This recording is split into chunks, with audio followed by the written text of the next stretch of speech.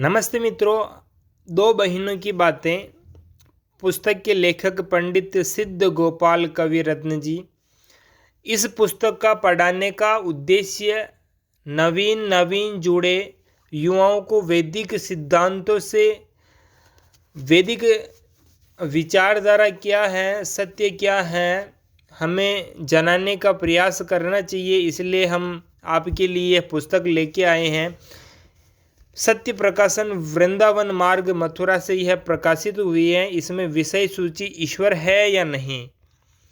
बहुत लोग मानते हैं, जो नास्तिक हैं वो कहते हैं ईश्वर नहीं है, और बहुत सारे आस्तिक लोग कहते हैं ईश्वर है। अगर ईश्वर है तो वो कौन सा है? क्या वो कैलाश पे रहता है? क्या वो बैकुंठ में रहता है? क्या वो चौथे आसमान पे रहता है? क्या वो सातवें आसमान पे रहता है? क्या वो स्वर्ग में रहता है? अब लोगों के मन में यह प्रश्न उठता है कि वो है तो कौन सा ईश्वर है। हम इस पुस्तक के माध्यम से आपके सामने एक संवाद रखना चाहते हैं। दो बहनें होती हैं, एक का नाम होता है कमला और दूसरी बहन का नाम होता है विमला। कमला और विमला के इस संवाद को आप ध्यान से सुनिए। ईश्वर है या नहीं, पहले दिन का यह संवाद आपके लिए बहुत ही महत्वपूर्ण है। आप ध्यान से सुनिए ताकि आपको इतना आनंद प्राप्त होगा जो असीम है। कमला: बहन, तुम कहा करती हो कि नित्य ईश्वर प्रार्थना किया करो। मैं तुमसे आज पूछती हूँ कि बताओ, ईश्वर है कहाँ जिसकी प्रार्थना किया करो? विमला: ईश्वर सब जगह है, कोई स्थान उससे खाली नहीं है। कमला: यह खूब ही कही। जब ईश्वर सब जगह है तो और चीज़ें किस जगह हैं? जगह तो सब जगह तो सभी ईश्वर ने घेर ली, कोई स्थान उससे खाली न रहा, तो और चीज़ें बिना स्थान के ही रहती हैं। विमला: नहीं बहन, यह बात नहीं, कोई स्थान ईश्वर से खाली नहीं है। इससे मेरा मतलब यह है कि उसकी सत्ता सब स्थानों में है। बोलचाल की भाषा में इसी तरह से कहा जाता है, ईश्वर की सत्ता जगह को नहीं घेरती। जगह घेरने वाले पदार्थ प्राकृतिक यानी मटेरियल होते हैं। पृथ्वी, जल, अग्नि, वायु तथा उसके परमाणु, ये सब जगह को घेरते हैं। ईश्वर तो सब समस्त पदार्थों में व्यापक है। इसलिए कहा जाता है कि ईश्वर सब जगह है, यानी कि परमात्मा स्थान को नहीं घेरता है, परमात्मा अति सूक्ष्म है। आगे कमला कहती है, अच्छा ईश्वर सब जगह है तो दिखाई क्यों नहीं देता? जब दिखाई नहीं देता तो उसके होने में प्रमाण ही क्या है? विमला: तो क्या जो चीज़ दिखाई नहीं देती वह होती ही नहीं? संसार में बहुत ऐसे पदार्थ हैं जो होते हैं परंतु नहीं दिखाई देते हैं, जैसे सर्दी, गर्मी, सुख, दुख, समय, दिशा, भूख, प्यास, खुजली, दर्द इत्यादि। कोई चीज़ के दिखाई न देने के बहुत से कारण हो सकते हैं और होते हैं। संसार में बहुत सी चीज़ें ऐसी हैं जो बहुत दूर होने के कारण दिखाई नहीं देती, जैसे यूरोप, अमेरिका तथा बहुत दूर उड़ती हुई पतंग या पक्षी। बहुत सी चीज़ें ऐसी हैं जो अत्यंत पास होने के कारण नहीं दिखाई देती, जैसे आँख और उसमें लगा हुआ सूरमा। बहुत सी चीज़ें ऐसी होती हैं जो अत्यंत सूक्ष्म होने के कारण नहीं दिखाई देती, जैसे परमाणु। इसी भांति अनेक प्रकार के कीटाणु हैं जो दूरबीन द्वारा ही देखे जा सकते हैं। बहुत सी चीज़ें ऐसी हैं जो पर्दे के कारण दिखाई नहीं देती, जैसे काई के पर्दे के कारण पानी, मेल के पर्दे के कारण शीशा, दीवार के कारण दीवार के पीछे बैठा हुआ मनुष्य। बहुत सी चीज़ें किसी एक गुण में समान होने से नहीं दिखाई देती, जैसे दूध में पानी। आँखों में दोष होने के कारण दिखाई नहीं देती, जैसे पीलिया हो जाने पर सफ़ेदी। इसलिए यह कहना कि जो दिखाई नहीं देता वह होता ही नहीं सरासर भूल है। कमला, बिना देखे मुझे तो विश्वास नहीं होता। विमला, यह तुम्हारा कोरा हट है। मैं बता चुकी हूँ कि बहुत सी चीज़ें जो आँख से नहीं दिखाई देती वे होती हैं और उन पर विश्वास करना ही पड़ता है। अच्छा बताओ मैं जो बोल रही हूँ उसे तुम सुन रही हो या नहीं? कमला, हाँ सुन रही हूँ। विमला, किससे सुन रही हो? कानों से। जो मैं शब्द बोल रही हूँ वह है भी या नहीं? है क्यों नहीं? विमला, फिर उन्हें आँखों से क्यों नहीं देख रही हो? अच्छा लो, मेरे हाथों में यह फूल है, बताओ किसका है? कमला, गुलाब का। इसमें सुगंध है या नहीं? है। किससे पता चला? किससे पता चलाया? नाक से। एक बात और बताओ, रात जो तुमने दूध पिया था उसमें बुरा था या नहीं था? उसका अनुभव किससे हुआ? जुबान से। विमला, अब मैं पूछती हूँ, शब्दों का ज्ञान कानों से, सुगंधी का ज्ञान नाक से और बुरा का ज्ञान जुबान से ही क्यों हुआ? आँखों से शब्दों का, कानों से सुगंधी का, नाक से मिठास का ज्ञान क्यों नहीं प्राप्त किया? गंध और मिठास के होते हुए भी आँखों ने उन्हें देखा क्यों नहीं? कमला, जिस इंद्रिय का जो विषय था उसने उनका ज्ञान प्राप्त किया। ईश्वर तो किसी इंद्रिय से नहीं जाना जाता, उसे कैसे मान ले कि वह है? विमला, तुम्हारा पक्ष तो यह था कि ईश्वर दिखाई नहीं देता इसलिए वह नहीं है।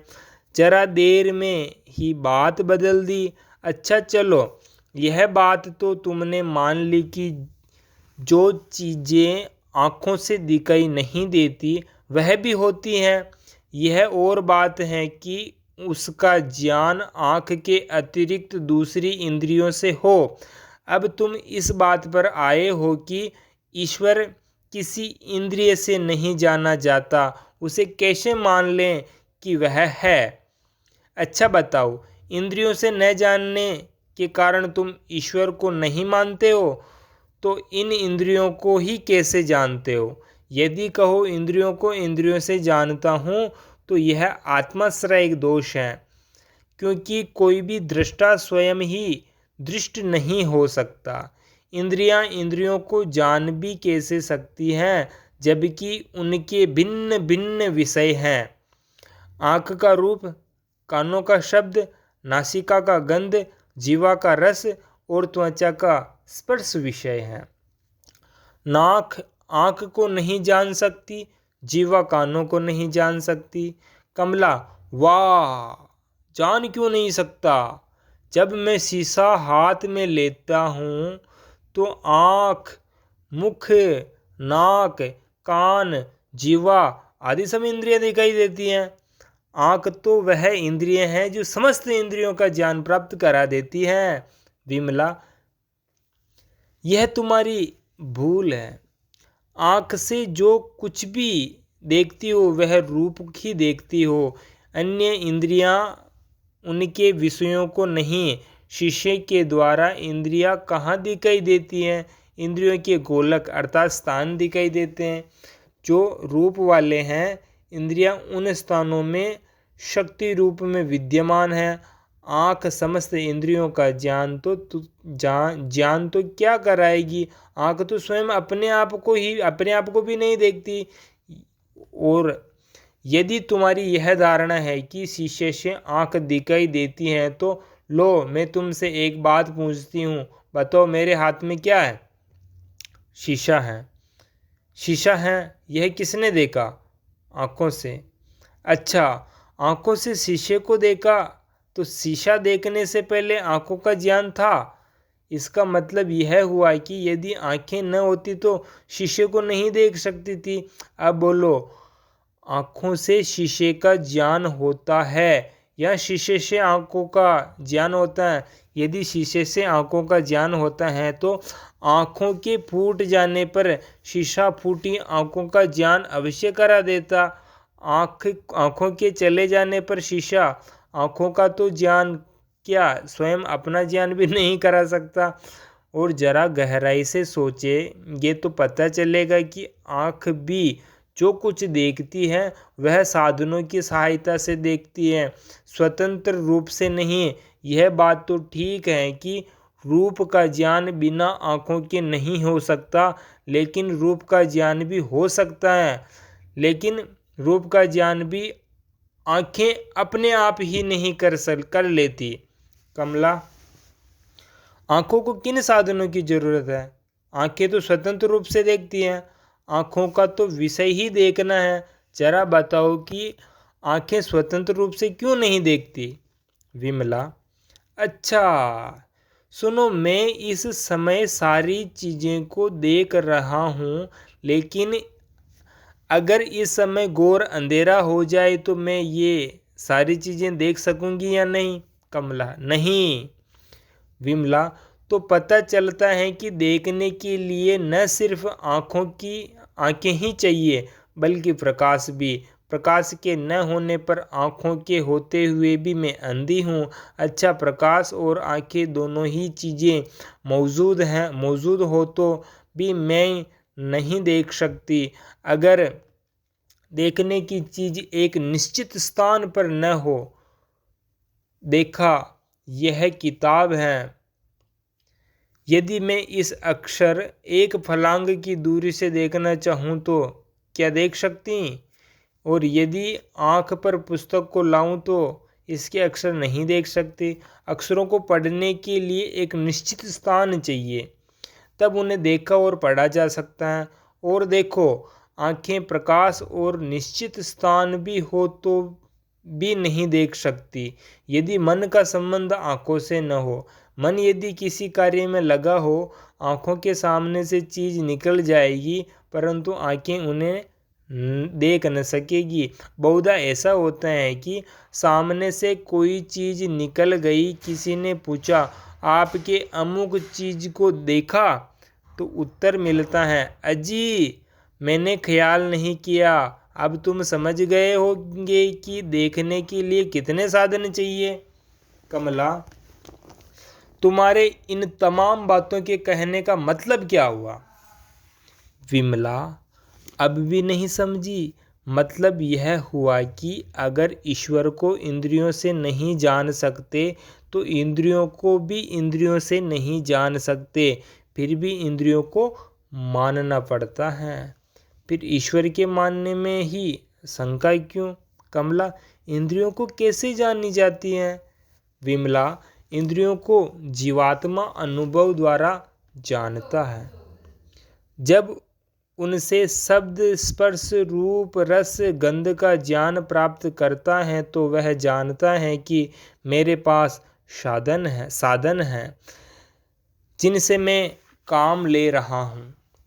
कमला, और ईश्वर कैसे जाना जाता है? ईश्वर भी अनुभव से जाना जाता है। इसका अनुभव किससे होता है? आत्मा को ही परमात्मा का अनुभव होता है। यह अनुभव कब होता है? जब मन के 3 प्रकार के दोष दूर हो जाते हैं। ये तीन प्रकार के दोष कौन से हैं? विमला, मल, विक्षेप और आवरण, ये 3 दोष हैं। इनकी परिभाषा क्या है? विमला, मन में दूसरों की हानि पहुंचाने का विचार तथा पापों के जो आत्मा पर संस्कार है उसका नाम मल है। लगातार विषयों का चिंतन करके अथवा मन के स्थिर न रहने का नाम विक्षेप है। संसार के नाशवान पदार्थों के अभिमान का मन पर पर्दा पड़े रहने का नाम आवरण है। इन 3 प्रकार के दोषों को किस प्रकार दूर किया जाता है?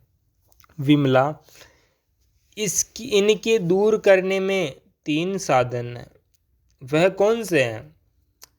ज्ञान, कर्म और उपासना। कमला, ज्ञान, कर्म और उपासना से क्या मतलब है? विमला, जो पदार्थ जैसा हो उसको वैसा ही समझना, जड़ को जड़, चेतन को चेतन, नित्य को नित्य, अनित्य को अनित्य जानना। ज्ञान और शरीर, समाज तथा आत्मा की उन्नति के लिए उन पदार्थों की प्राप्ति के लिए यत्न करना। कर्म और पदार्थों के पास जाकर उनके गुणों से अपने दोषों को सुधारने का नाम उपासना है।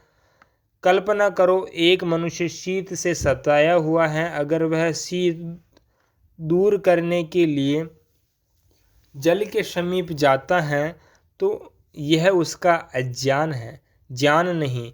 शीत तो तभी दूर हो सकती है जब प्रथम उसे अग्नि का ज्ञान हो।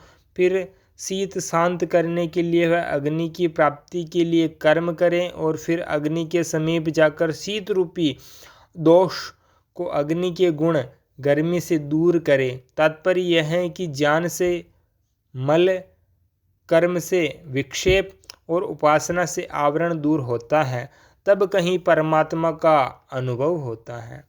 कमला, इसे थोड़ा और स्पष्ट करो। ज्ञान से मल, कर्म से विक्षेप और उपासना से आवरण दोष कैसे दूर होते हैं? विमला, ज्ञान के द्वारा समझ लेना कि संसार के सब प्राणी और सब पदार्थ नाशवान हैं, इसलिए दूसरों के अधिकारों को छीनने का भाव न रखना ही मल दोष दूर होना है। किसी के मन में विक्षेप अर्थात चंचलता तब उत्पन्न होती हैं जब वह संसार के पदार्थों को जीवन का उद्देश्य समझकर उनका प्रयोग करता है। संसार के पदार्थ वास्तव में साधन तो हैं परंतु साध्य अर्थात जीवन का उद्देश्य नहीं है। यह सिद्धांत समझकर जो कर्म किया जाता है वह मनुष्य को जल में कमल की भांति संसार की ममता से लिप्त नहीं होने देता। निष्काम कर्म से विक्षेप दूर होता है। मनुष्य के मन पर अहंकार या अभिमान का जो पर्दा है वह परमात्मा प्रदत्त वस्तुओं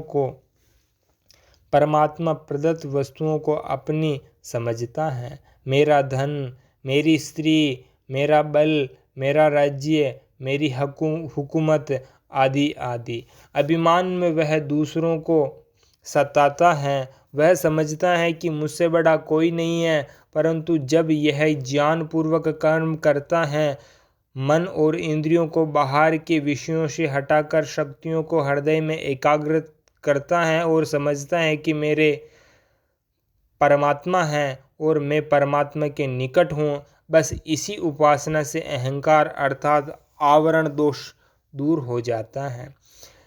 इस प्रकार तीनों दोषों को तीन साधनों से दूर करने का निरंतर अभ्यास परमात्मा का अनुभव करा देता है। कमला, बहन, तुम्हारे समझने का ढंग तो अच्छा है, तुम तर्क करने में बड़े चतुर हो, परंतु मैं यह पूछती हूँ कि संसार को ईश्वर की आवश्यकता ही क्या है? विमला, संसार को आवश्यकता क्या है यह एक ही कही। जब ईश्वर ही न होगा तो संसार बनेगा कैसे? यह पृथ्वी, जल, अग्नि, वायु, आकाश, सूर्य, चंद्र, तारे, समुद्र, नदियाँ, झीलें, झरने, स्रोत, सरोवर, पहाड़, वन, उपवन, लता, तरु, फूल, मेवे, दूध, मधु, अनेक प्रकार के दृश्य, अनेक प्रकार की ऋतुएं, मनुष्य, पशु पक्षी, जलचर, थलचर, नभचर, अंडज, उद्भिज, जरायुज आदि अनेक प्रकार की योनियां तथा समस्त पदार्थों को बिना ईश्वर के और कौन बना सकता है? कमला, इन पदार्थों को बनाने के लिए ईश्वर की क्या आवश्यकता है? ये तो स्वयं ही बने हुए हैं और सदा से हैं। विमला, संसार का कोई भी पदार्थ बिना बनाने के नहीं बनता। यदि स्वयं ही बन जाता तो बिना रसोइयों की रोटी, बिना कुम्हार के घड़ा, बिना सुनार के जेवर, बिना हलवाई की मिठाई, बिना दर्जी के कपड़े भी स्वयं बन गए होते।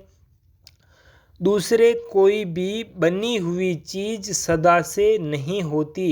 प्रत्येक चीज में उत्पन्न होना, बढ़ना, बढ़कर रुक जाना, परिवर्तन होना, घटना और अंत में नष्ट हो जाना, यह 6 विकार मौजूद हैं। बड़े से बड़ा पहाड़, बड़े से बड़ा वृक्ष, बड़े से बड़ा पशु तथा संसार की बड़ी से बड़ी और छोटी से छोटी प्रत्येक वस्तु उत्पन्न हुई है और अंत में नष्ट हो जाएगी। कमला, पर मुझे तो परमात्मा कहीं कोई चीज बनाते हुए नजर नहीं आता। सब चीज अपने आप ही उत्पन्न हो रही हैं और नष्ट हो रही हैं। ऐसा सिलसिला सदा से रहा है। पृथ्वी, जल, अग्नि, वायु और उनके परमाणु जगत में मौजूद हैं। वे परस्पर में मिलकर पदार्थों की उत्पत्ति और अलग होकर पदार्थों का विनाश कर रहे हैं। इसमें ईश्वर का क्या काम? विमला, यह विचार ब्रह्मपूर्ण है। पृथ्वी आदि तत्व तथा उनके परमाणु जड़ हैं। वे बिना मिलाए न मिल सकते हैं, न अलग हो सकते हैं। मिलना और बिछुड़ना 2 विपरीत गुण हैं जो किसी भी जड़ पदार्थ अर्थात बेजान पदार्थ में एक जगह नहीं रह सकते। किसी भी जड़ पदार्थ में कई गुण तो हो सकते हैं, परंतु 2 विपरीत गुण नहीं हो सकते हैं। किसी भी पदार्थ को अगर मिलने का स्वभाव है तो वह मिलता ही चला जाएगा, और अलग रहने का स्वभाव है तो वह कभी मिलेगा ही नहीं। यदि यह कहो कि प्रकृति के तत्वों में कुछ का स्वभाव मिलना और कुछ का स्वभाव अलग होना हो, तो भी जिन तत्वों की प्रबलता होगी उन्हीं के अनुकूल काम होगा। यदि मिलने वाले तत्वों की प्रबलता है तो वे जगत को कभी बिगड़ने न देंगे, और यदि बिगड़ने वाले तत्वों की प्रबलता है तो जगत को कभी बनने न देंगे।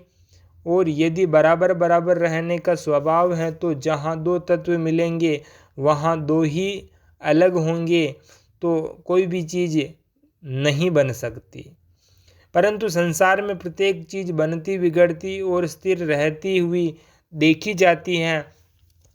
प्रकृति के तत्वों में तुम चाहे कितने ही गुणों की कल्पना क्यों न कर लो, नियम पूर्वक उत्पत्ति, स्थिति और प्रलय की संभावना बिना ईश्वर के उनमें हो ही नहीं सकती। जड़ और चेतन में यही अंतर है कि प्रथम तो जड़ वस्तु काम ही नहीं कर सकती, दूसरे यदि चेतन के सहारे कुछ कार्य करेगी भी तो एक ही प्रकार का कार्य करती रहेगी। चेतन अर्थात ज्ञानवान सत्ता में यह शक्ति है कि वह किसी कार्य को करे या न करे या उल्टा करे, यह गुण चेतन सत्ता में स्वभाव से ही विद्यमान है। कमला, जो किसी पदार्थ का बनाने वाला होता है तो वह प्रत्यक्ष दिखाई देता है। जेवर को बनाने वाला सुनार, मिठाई को बनाने वाला हलवाई, घड़े को बनाने वाला कुम्हार, घोंसले को बनाने वाला पक्षी, ये सब के सब दिखाई देते हैं। अगर ईश्वर दुनिया का बनाने वाला होता तो वह भी दिखाई देता ही। विमला, विश्वास रखो, बनाने वाला अर्थात कर्ता कभी दिखाई नहीं देता। तुम्हारा यह कहना है कि सुनार, हलवाई, कुमार आदि दिखाई देते हैं, सर्वथा झूठ है। तुम कहोगे, अच्छा सुनो, कुमार, सुनार, हलवाई आदि जितने कर्ता वे 2 चीज़ों के बने हुए, एक भौतिक शरीर, दूसरा अमर जीवात्मा। अगर शरीर जीवात्मा का क्या है? कार्य करने का एक साधन है। जब जीवात्मा इस शरीर रूपी साधन को काम में लाता है तब कुछ बन पाता है। अगर इस साधन को काम में न लाए तो चीज़ नहीं बन सकती। अब सोचो, सुनार, कुमार, हलवाई आदि का शरीर जो नज़र आता है वह काम करने का एक यंत्र है, और पृथ्वी, जल, अग्नि, वायु, आकाश आदि 5 तत्वों से बना हुआ। लेकिन जीवात्मा जो शरीर से काम लेता है अर्थात करता है वह नजर नहीं आता। जीवात्मा बिना शरीर के कोई चीज़ बना नहीं सकता, उसकी शक्तियाँ सीमित हैं, इसलिए परमात्मा उसे शरीर देता है जो कि दिखाई देता है। परमात्मा असीम अनंत सर्वव्यापक हैं, यह बिना शरीर के ही अपने सारे कार्य करता है, दिखाई दोनों करता नहीं। दिखाई दोनों करता नहीं। परमात्मा असीम अनंत और सर्वव्यापक है, यह बिना शरीर के ही अपने सारे कार्य करता है, दिखाई दोनों करता नहीं देते। न जीवात्मा रूपी अल्पज्य और अल्प शक्तिमान करता, न परमात्मा रूपी शक्तिमान सर्वज्ञ करता। कमला, जब परमात्मा के शरीर ही नहीं तो संसार को बना भी कैसे सकता है? बिना शरीर के न तो क्रिया हो सकती है और न ही कार्य हो सकते हैं। विमला, अब विचार विनिमय का समय पूर्ण हो चुका है, कल प्रातः इस प्रश्न का उत्तर दिया जाएगा। कमला, अच्छा, कल ही सही। आपका अपना YouTube चैनल है, सब्सक्राइब करें। धन्यवाद जी। क्या ईश्वर सृष्टि करता है? इस प्रश्न का उत्तर दिया जाएगा। ये तो पता चल ही गया है कि ईश्वर है या नहीं। आपका अपना YouTube चैनल है, सब्सक्राइब करें और हमसे कोई भूल हुई तो क्षमा करें।